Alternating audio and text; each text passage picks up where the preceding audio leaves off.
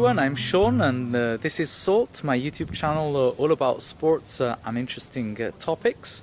However, today the topic is going to dwell on the history of the city of Naples, because we are in the Certosa di San Martino, which means the Carthusian monastery of San Martino turned into a museum. I'm here for an event, an opening. The event concerns the so-called Chapel of the Lanis, so a chapel of a church in Naples city that was damaged during the 1700s due to earthquakes, and damaged again during World War II when the Americans bombed the city.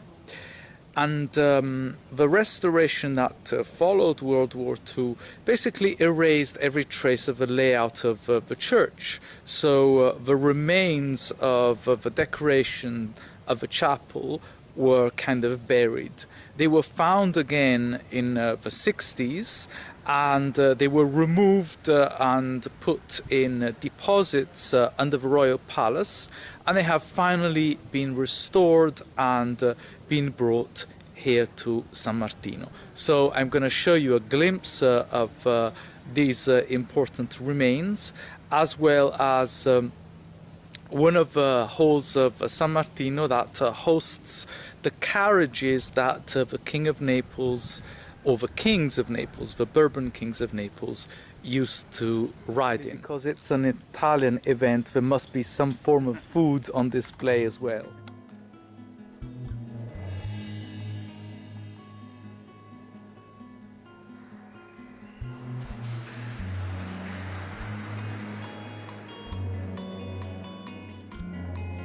This is the carriage that Gioacchino Murat used to ride, the brother-in-law of Napoleon.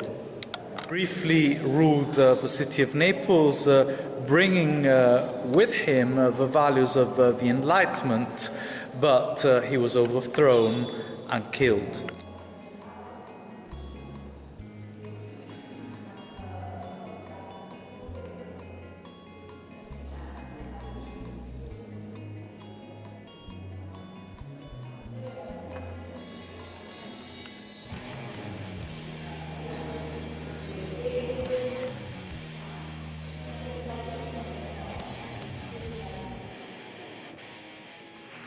This is one of the masterpieces of Baroque Naples, and one must wonder how many horses did they need to draw such a heavy carriage.